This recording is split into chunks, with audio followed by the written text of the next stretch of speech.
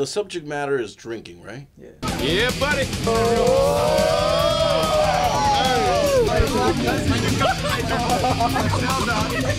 I see some drunk people. I have not had a drink tonight. Well, hello, in that case. My story. Started out drinking in the morning, you know. I had a bottle left over of tequila. Started drinking. Didn't finish it. Went to a quinceañera, a friend of mine. We were drinking over there for a while. A lot. Came back home. Started drinking more over there. Ran out of beer. And yeah, that's when I made that decision. I was having a party at our place. Just, you know, big thing going. It was about 1:30. Decided to go to Carl's Jr. to get something to eat. Bad idea. I got about 2 blocks away, and then decided to pick up my phone and text. And in picking it up, I had this motion with my hand on the wheel and crashed into a parked car. And bad times.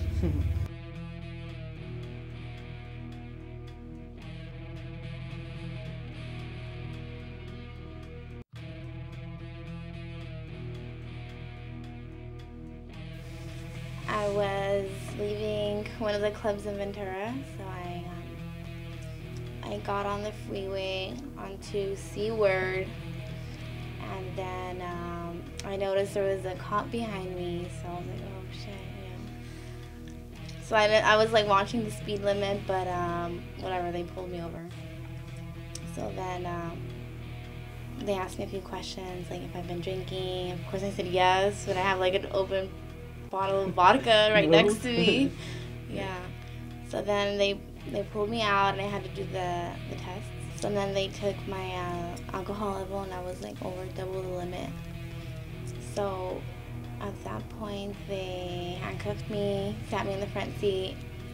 The other officer, he drove the car I was driving. He drove it over to the Denny's, which was on the next exit. And from there they took me down to the station. I was gonna head back to Oxnard. I was driving through the freeway, and my friend pretty much warned me that there was a cop behind me, because apparently I swerved.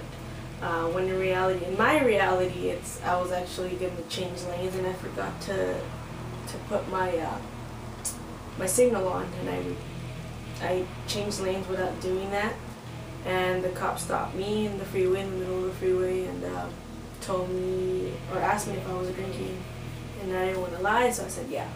My buddy he's like, no, I'll drive because you're drunk, and I was like, no, I'm good. Well, I wasn't good. It wasn't.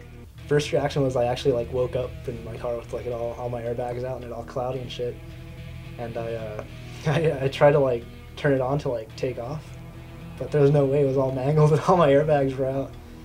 So then like I got out of my car. And like my nose was gushing, like because I hit my face on the steering wheel. And then I walked around my car and saw I was all destroyed on the passenger side, and I was like, damn. And then by then everybody came outside, and the cops came like 5 minutes after. Been out of control in my life for the past couple of years.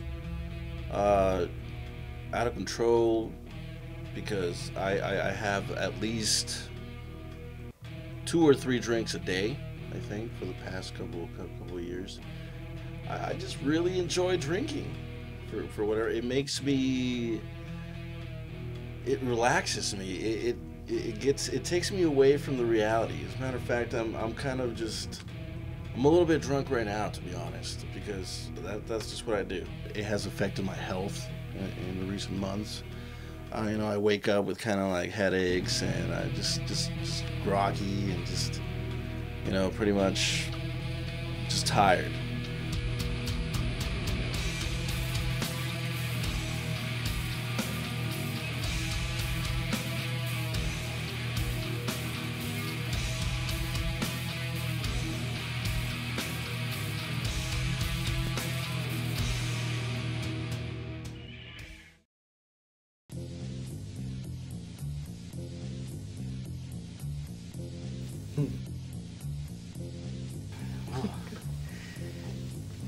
changed me. It hasn't changed me much. I don't think it's really changed me at all.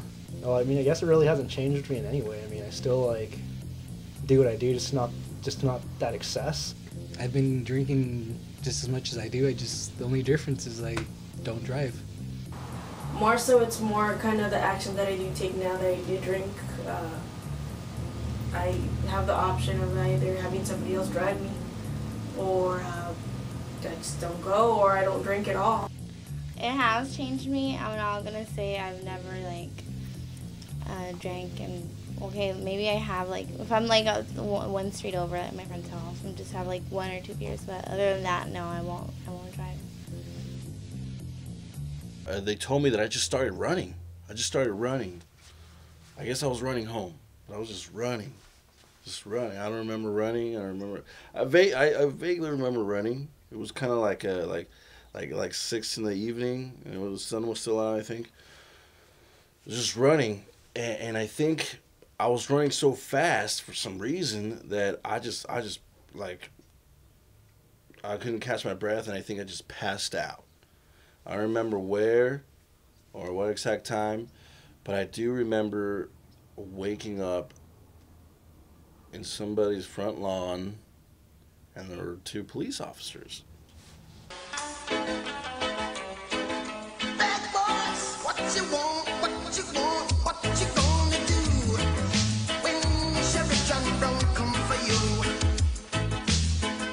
I'm Officer Ernie Franco Orozco with the Oxnard Police Department. I've been a police officer for the city of Oxnard for the past 28 years. I'm currently assigned to the traffic division. I've been a motor officer for the past 15 or 16 years. Throughout those years, I've probably written the most traffic citations in anyone in the city, in the county of Ventura, basically. I've been known to write 50, 60 tickets at per day at times. In this county, I just heard a few stats a couple of days ago that last year there were over 11,000 DUI arrests for the county of Ventura. 25% of those arrested were college-age students in this county. And every time you get arrested, you're thinking, you can just make sure that it's going to cost you at least $10,000, because between the fine, the probation, your insurance, the lawyers, and after all the screaming is over, it's going to cost you at least $10,000.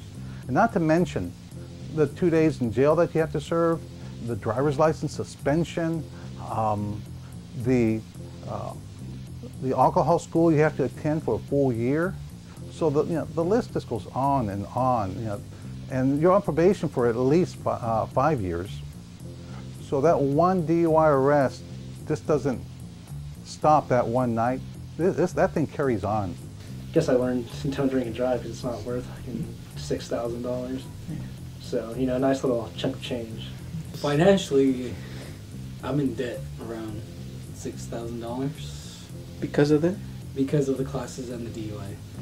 It's better to get together and pitch in for a cab or have a designated driver, because it's really not worth it.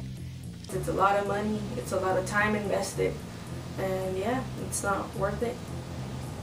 My suggestion would be, if you're going to go out and go drink, no problem. But take somebody with you that's not a drinker. Take a friend. Somebody that's going to be the designated driver. That's the best way you can avoid getting arrested for drunk driving, because you won't be the driver. You have a buddy with you. And if you don't have a buddy with you and you wind up in that position where you go, I've had too many to drink, get a taxi, walk home, call a friend, do something other than get behind the wheel, because if you think, no, I can make it home, that's when I come into play. This one time I was with my friends, we were listening to metal really loud, driving down Ventura Road, lost track of what I was doing. I was right in front of the police station. I made a left onto oncoming traffic. I caused one car to almost crash. I barely swerved across to like a shitload of cars, and a cop actually saw me. He fucking pointed at the side of the thing, so I pulled over. I was so nervous that when he pulled over, you know, he didn't ask me anything. I just got out of the car and I just pulled out my wallet and I gave it to him. My hands were like shaking. And he said, son, he was like, what are you, like, are you loaded right now? And I just sort of ignored the question. He asked me where I was going. 1 minute.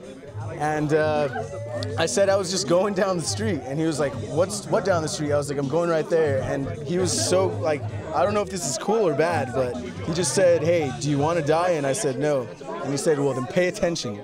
So, you know, I've tried to keep that in mind. And that's my story, you know. That was my close encounter, and that taught me some things, you know, and I try not to drink and drive now. So that's me. I'm Aaron Barrow. I'm just a man that got away. I probably said some dumb things. Fuck George. I'm a raging alcoholic. Everybody in the 805, put your hands in the air and get real high. Nah. My favorite part is when you guys took me backstage and you guys let me suck your dicks. But for some reason, I just can't really stop. I mean, maybe I do have a problem. Maybe I need some help, but until I can't be productive enough to not get something done, maybe that's when I'll get some help. Alcohol has been around my family forever, since I can remember. My dad was an alcoholic. It's always been around, like, my family, like my uncles, aunts, everybody drinks. My cousins and my parents are kind of having fun with it, whatever. You really don't know what it is. Memories consist of him laying in the grass Monday through Friday, or Saturday, Sunday even. His King Cobras, laying in the grass, passed out on the floor. Budweiser cans everywhere. Liquor, he'd say he'd take like a pint or something, a liter and a half of liquor. Yeah, so I mean, alcoholism has been around my family. We've had alcoholics predominant. It's a predominant thing for my family, my mom's and my dad's side. So. This potion is so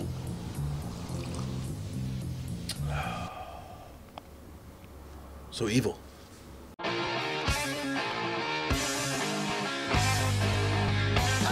Any advice for drunk drivers? Just be careful. Don't be dumb. Don't be a dumbass and think that you're gonna get away with it. If you're gonna do it, make sure that you're gonna get some type of like good reward. Like, cause trust me, it's not worth getting caught. Like girls, it's good doing it for a girl, you know. It comes with being young. You know, you learn when it happens to you. Hopefully, it doesn't happen to anybody else, and they learn from it. People are gonna do it anyway. When you tell somebody not to do something, they're gonna do it. When they see buzz drive, they start driving. They're like, yeah, definitely. Yeah. They're gonna be like, oh my god, I'm buzzed. I better pull over and wait. They're not gonna do that shit, dude. This is out. And don't drunk drive foreign roads, because your engine blows. That's about it, you know. Just enjoy yourself, but don't overdo it.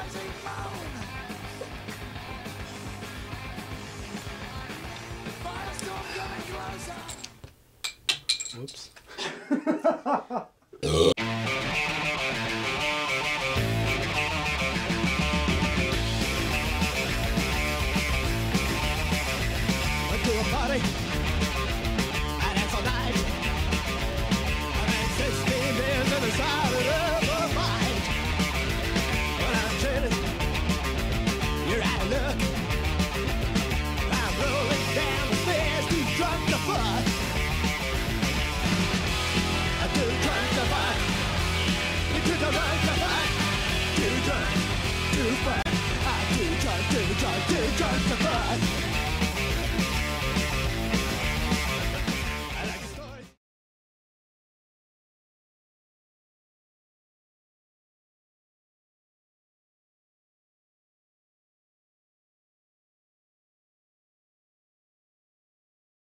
Well, I just moved into Oxnard. It's definitely a fucking good place to be here.